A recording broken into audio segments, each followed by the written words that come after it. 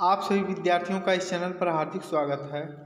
इस टॉपिक में हम क्लास 10th सामाजिक विज्ञान के अनुभाग 4 अर्थशास्त्र के पहले अध्याय विकास का अध्ययन करेंगे, जिसमें सभी दीर्घ उत्तरी प्रश्नोत्तर को आसानी से हल करेंगे। तो जो बच्चे इस चैनल पर नए हो कृपया चैनल को सब्सक्राइब कर लें। इसके पहले आप सभी लोगों ने वीडियोज में देखा कि अर्थशास्त्र का जो पहला चैप्टर विकास था उसमें जो अति लघु उत्तरीय और लघु उत्तरीय प्रश्न थे उसको दर्शाया गया था। तो आइए बिना रुके हम दीर्घ उत्तरीय प्रश्नोत्तर को शुरू करते हैं। जो पहला इम्पोर्टेंट क्वेश्चन है, विभिन्न देशों तथा राज्यों की तुलना किस प्रकार की जाती है। यह आपका दीर्घ का पहला प्रश्न है। इसका उत्तर होगा, हम विकास को परिस्थिति पर्यावरण के अनुकूल मानकर उसका अर्थ अलग अलग करते हैं, तो फिर कुछ देशों को विकसित तथा कुछ को अविकसित किस प्रकार कह सकते हैं। जब हम अलग अलग वस्तुओं का तुलनात्मक अध्ययन करते हैं तो हम उनमें समानताएं तथा अंतर दोनों ही खोजते हैं। सामान्यतया हम लोगों की एक अथवा दो महत्वपूर्ण विशेषताओं को लेकर तुलना करते हैं। तुलना हेतु क्या महत्वपूर्ण विशेषताएं चुनी जाएं, इस पर मतभेद हो सकते हैं। यही तथ्य विकास पर लागू होता है। विभिन्न देशों की तुलना करने के लिए सबसे पहले उन देशों की आय सबसे जरूरी विशिष्टता समझी जाती है। जिन देशों की आय अधिक होती है उन्हें विकसित देशों की श्रेणी में रखते हैं, और जिनकी उससे कम होती है उसे विकासशील, और जो उससे कम होती है उसे अल्प विकसित। जैसे बांग्लादेश तथा अफगानिस्तान की तुलना में फ्रांस तथा अमेरिका की आय अधिक है, यानी फ्रांस और अमेरिका विकसित देशों में है। अधिक आय का अर्थ है मानवीय आवश्यकताओं की सभी वस्तुओं का अधिक होना, अतः अधिक आय स्वतः ही एक महत्वपूर्ण लक्ष्य समझा जाता है। अब हम दूसरे प्रश्न की ओर चलते हैं। वेरी इंपॉर्टेंट क्वेश्चन इसको हम कहेंगे। मानव विकास सूचकांक क्या है। मानव विकास नापने वाले मूलभूत अवयवों का सविस्तार वर्णन कीजिए। वेरी इंपॉर्टेंट क्वेश्चन है। इसका उत्तर होगा, यद्यपि आय का स्तर अत्यंत महत्वपूर्ण है, लेकिन यह विकास के स्तर को मापने का एक अपर्याप्त मापदंड है।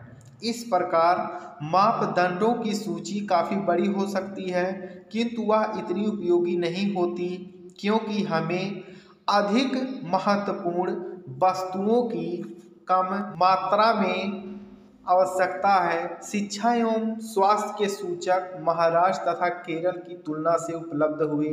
विगत एक दशक से शिक्षा एवं स्वास्थ्य सूचकों का आय के साथ व्यापक स्तर पर विकास के माप के लिए प्रयोग होने लगा है। यूएनडीपी के आधार पर मानव विकास रिपोर्ट तैयार की जाती है। इसके अतिरिक्त क्या वयस्क अल्प पोषित हैं, यह ज्ञात करने का तरीका, जिसे पोषण वैज्ञानिक शरीर द्रव्यमान सूचकांक कहते हैं, इसकी गणना सरल होती है। किसी व्यक्ति का भार किलोग्राम में लीजिए, तदोपरांत उसकी लंबाई मीटर में लीजिए, तत्पश्चात भार को लंबाई के वर्ग से भाग दें। यदि प्राप्त संख्या 18.5 से कम है तब उस व्यक्ति को अल्प पोषित कहेंगे, किंतु यदि 25 से अधिक है तो वह व्यक्ति अतिभारित है। अब हम तीसरे प्रश्न की ओर चलते हैं। लोकतंत्र का विस्तार कैसे हो सकता है। तो इसका उत्तर है, लोकतंत्र से सामान्यतया अनेक परिणामों की अपेक्षा की जाती है। साथ ही साथ यह प्रश्न भी उदित होता है कि वास्तविक जीवन में लोकतंत्र किस प्रकार की संभावित अपेक्षाओं को पूर्ण करता है।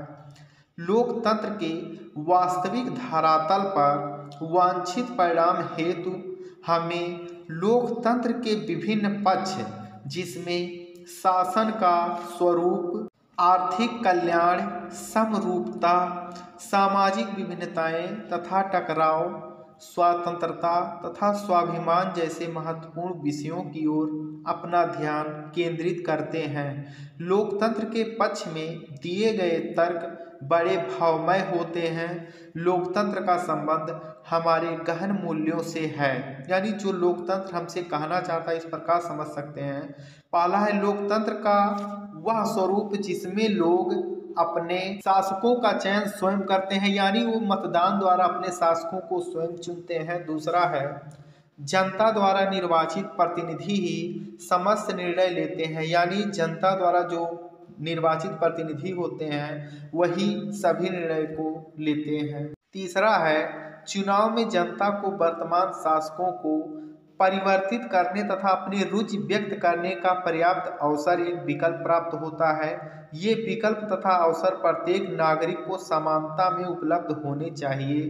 चौथा है विकल्प चयन करने की उक्त विधि से ऐसी सरकार का गठन होना चाहिए जो संविधान के मूलभूत नियमों तथा नागरिकों के अधिकारों को महत्व प्रदान कर सके। अगला है सत्ता की भागीदारी लोकतंत्र की भावना के अनुरूप है। सरकारों तथा सामाजिक समूहों के मध्य सत्ता की भागीदारी से ही लोकतंत्र का विस्तार संभव है। इस चैप्टर में यही 3 दीर्घ उत्तरीय प्रश्न हैं जो कि बहुत ही आसान तरीके से समझाया गया है। तो जो बच्चे इस चैनल पर नए हो कृपया चैनल को सब्सक्राइब कर लें, क्योंकि इस चैनल पर क्लास 6 से लेकर 12 तक के सभी विषयों को बहुत ही आसान तरीके से पढ़ाया जा रहा है। अब अगले वीडियोज में आपको अगला चैप्टर बहुत ही आसान तरीके से प्रोवाइड कराया जाएगा।